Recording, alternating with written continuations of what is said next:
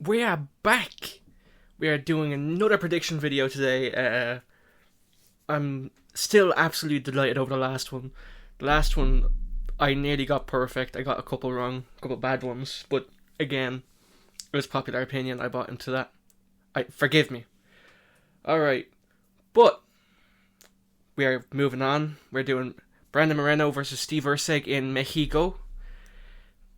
It's a decent card. Solid, yeah. Better than... on paper, worse than London. But after seeing how London turned out, anything is better. An Apex card, normally has better knockouts and finishes than that. But we'll move on. We'll forget about London. This is Mexico. Dana White will tell us a lot about the Mexicans' fighting spirit. Alright, so we'll get straight into it. Rah! Alright, Markel Medros versus Austin Hubbard. I'm going to go with Markel Medros in this one, because even though I do like him, Austin Hubbard just seems like the type of guy to just send, we have a newcomer coming, just give him Austin Hubbard. We'll just see how good they are, and then decide to give them a real opponent. I like Austin Hubbard, but I don't see him winning this fight. I think Markel Medros beats him in almost everything. I don't really know that much about either of them, to be honest, but I know Austin Hubbard, his past few fights, he's very good at barely scraping by. So I'm going to go, I don't know much about him, but I'm just going to go Markel over that, just plain fact. I'm not saying what the odds are, but I'd say he's the favourite. I'd go probably a finish, let's go submission with this one. I say submission. Alright, next up, Jamal Evers versus Gabriel Miranda. It's fine let me doing this now. I like Gabriel Miranda. I would love him to win this fight. But personally, I don't know why he's still in the UFC. He's lost his last 4? 3? He wins once in a blue moon. And I don't see Saturday night being a blue moon. I think Jamal Emmer is going to be too strong for him, too technical. That's about it. They're both huge featherweights. They're about the same size as Max Holloway. I see Jamal chinning him in 2 rounds. The first 2 rounds I see Jamal chinning him. Who knows, maybe Gabriel will finally unlock his true hidden potential. I don't know. But let me see the odds. Yeah, those are way too generous odds. I would have Jamal Evers as the 1-3 favourite or something. Moving on, I'm going to go Jamal Evers knockout or submission, whatever he wants. Just finish in the first 2 rounds. Moving on. Rafa Garcia versus Vink Mitchell. I don't know, we'll just call him a bootleg Bryce Mitchell. I would go with Vince. I'll just call him Vince because I don't know how to pronounce his name. I would go with him, but he's 42. He's the oldest fighter on the roster. And don't get me wrong, we had some crafty vets come back, like Cub Swanson. He had a really great performance at the age of 38. But there's a big difference between 38 and 42. You know what I mean? We saw it with the Stipe fight with John Jones. I'm gonna go Rafa Garcia by finish, probably a knockout, because I just don't trust his chin. We'll just see what he wins by, just to make sure. I could see him getting a knockout, but he'd probably try go get for a sub. He has knocked someone out before, but I'd say we might see a knockout this fight, you know? Now, who knows? Maybe Vince might come through with a surprise wheel kick. I don't know. Let's see the odds. Yeah, that's really... Yeah, it tells you all you need to know, doesn't it? Alright, moving on. To be honest, before this prediction, I had no clue who either of these was. But I did research, don't worry. I'm going to go with Lupi Godinez. I think that's how you pronounce her name. Godinez. Just think her striking looks more crisp, you know what I mean? I just feel like she's more technical. She has less reach, so that might be a problem. But I see her win. It doesn't say the odds. But I'm going to go with Lupi Godinez. I don't know either of them, so I'm not going to spend much time talking about either of them. I watched one of her fights. I wasn't too impressed. So, yeah. Lupi Godinez. I'm excited for this one. Christian Rodriguez. This guy is so good at just beating whatever prospects come to UFC. Oh, they got a 15-0 prospect, Christian Rodriguez. Why am I calling him Chris Duncan? Oh my god, I'm still in London. I'm still in fucking London. Oh my god. Christian Rodriguez. You could put a 23-0 up and coming star, and he'd find some way to beat them. And then you put him against like Gabriel Miranda, and he'd find some way to lose. I see him beating Costa, but then again, Christian Rodriguez really does pick his nights for when he wants to be really good. So it's a 50-50 for me, you know? Let me see the odds. Yeah, that's about right. You know, I can see Christian Rodriguez giving up, or just having a brain fart. Not giving up per se, but having a brain fart. You know, he's tall for featherweight, but that might be chinny, you know? Yeah. I'm going to go with Christian Rodriguez, either knockout or a decision. That's going to be my final pick. It's 50-50 for me personally. I'm going to go with Christian Rodriguez though, just to play it safe. Jose Medina versus Atiba. Don't ask me, I can't pronounce Atiba. Atiba looks good. I don't really rate Jose Medina all that much, so I'd say like if Atiba has any semblance of power and isn't just fighting utter tomato cans, probably knocks him out in one round, I'd say. You know, I just don't really rate Jose Medina. I think he's just a can that it's like cannon fodder for prospects. I'm gonna go with Atiba on this one, the fella from Cameroon. Next up, this is an interesting one, and I say it's interesting because on their records, it would seem like this guy is better because he has one more win, but he's on a 3-fight losing streak. Don't know. I think he's on a 3-fight losing streak. I don't know. I'll just go with it. I can't remember. I'm gonna go with Edgar Therese, probably by knockout. Let me see what he wins by. Probably by knockout. Yeah, you could get a sub, you know, but I'd say CJ is very chinny sometimes. I feel like he'd have enough pop. Like, look at the reach difference now.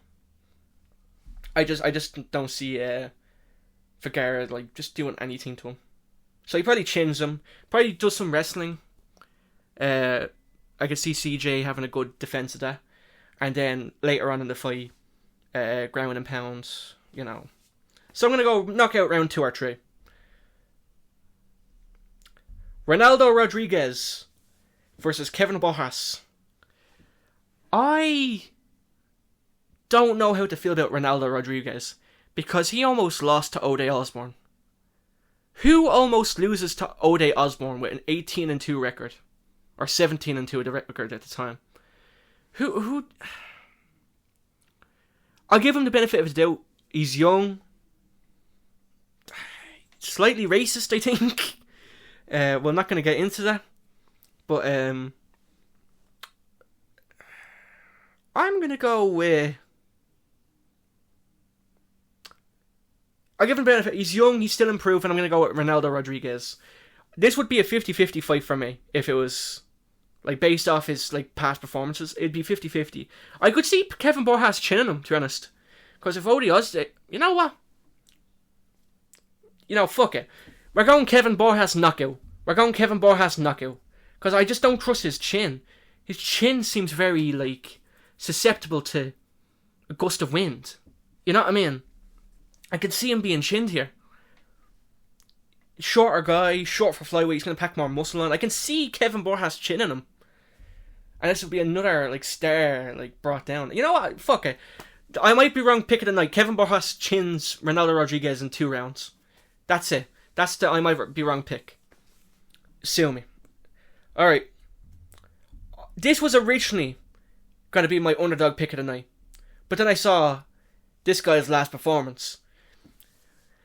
If David Martinez doesn't knock him out in a round, I've no longer have any hype for him. Because Oliveira is good, but technically terrible.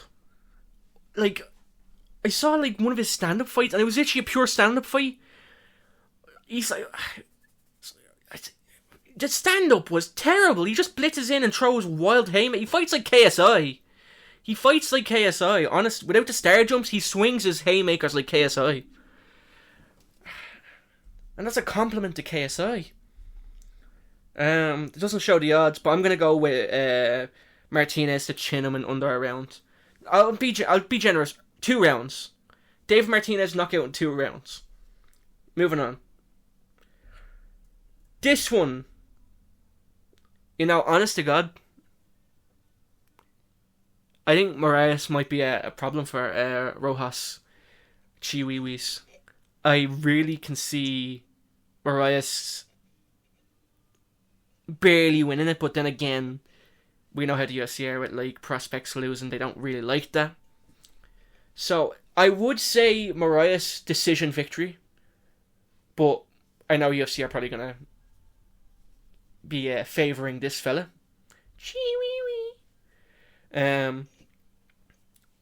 So I'm gonna go with Raul Rojas Jr. decision. He could finish him, He could submit him, but I don't really. I know he's young. He's only like 20, 21. He needs to improve. If he wants to be champion before he's 25, he needs to improve a lot. Because he's going to need to fight Merab. Merab or O'Malley or Umar. I don't like his odds becoming champion before he's 25, you know what I mean? And then you have younger guys like, who's young in the bantamweight division right now? I can't think of anyone. There's not really that many bantamweight prospects. I guess if Joshua Van moves up, but he's pretty small for flyweight, so I don't see him. Figueiredo, but he's old. Sandhagen, we'll go with Sandhagen. I don't see him beating Sandhagen. Yeah, so I'm going to go with Ross Jr. decision. Now, let me tell you about Joe Pyfer. People are underestimating Joe Pyfer's stand-up. People think, he's just going to take him down and submit him. Now, bear in mind, he does have a few submission victories, but people are underestimating the sheer power of Joe Pyfer. You might call me crazy. It's Pereira-esque. You know what I mean? It's almost like Pereira. He's tall for middleweight. Kevin Gastelum is like the size of a lightweight. You know what I mean? He's like the Daniel Cormier of middleweight. I can really see. Now the thing is, the reason why people are talking about Joe Pyfer's power is because Gastelum's never been chinned before. But honestly, I can see Pyfer knocking him out in 2 rounds. I can really see that. Even though Gastelum has been like showing like a chin of steel, I can really see Pyfer knocking him out. I personally think Pyfer might be the next middleweight champion in like 3 years. I can really see Pyfer versus Dreykus at some point. So yeah, I'm going to go with Pyfer knockout first 2 rounds. Moving on. Drew Dober versus Manuel Torres. I'm going to go with Manuel Torres in this fight. There's a lot of hype around Drew Dober at the moment. Or at least I think so. The people I listen to are hyped about him. But he took a lot of damage his last fight, you know what I mean? And I feel like that might lead... I don't know how his chin is. I mean, look at the jawline on the fella. It's only big enough. It's like it's a big enough target for anyone.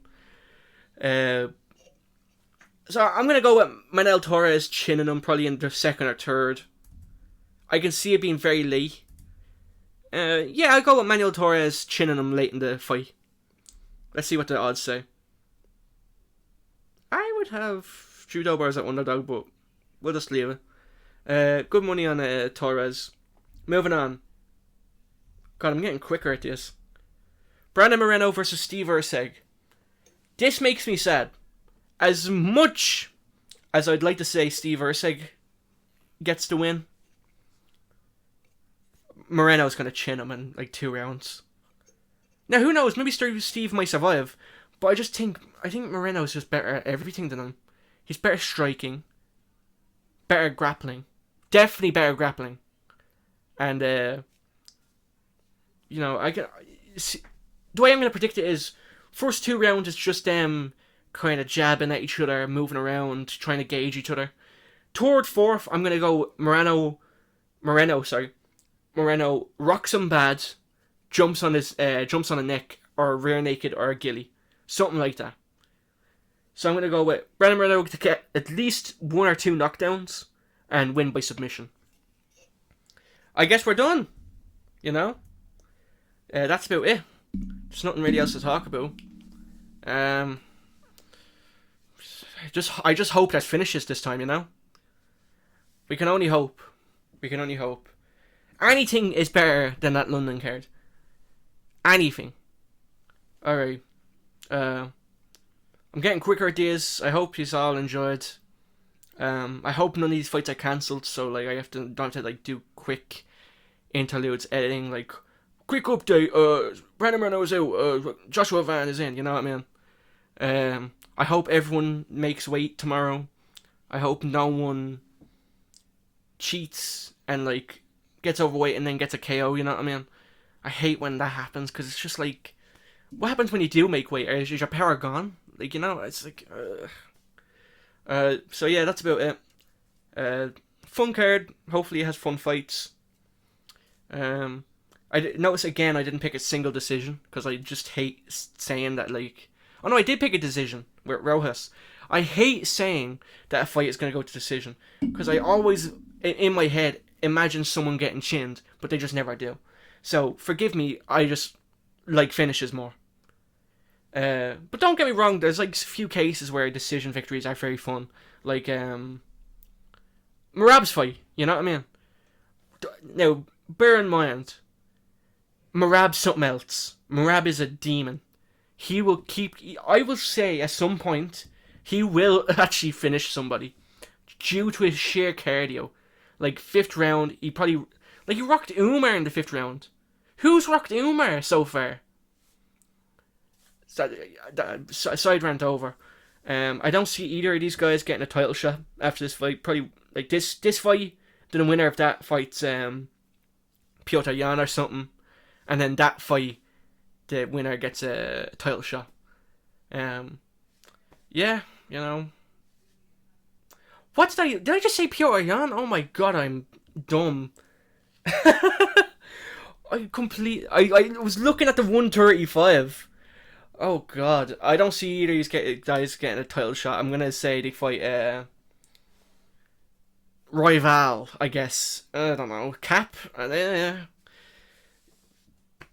Kaya Sakura, why not? We'll say the winner of this fight's Kaya Sakura. Why not? Alright, that's my predictions over. This is meant to be short, but I went on a little rant there. Sorry about that. I'll do a reaction videos probably the day after. If I have time, I'll do it like right after, but probably not. Alright. Thank you very much for watching. See ya.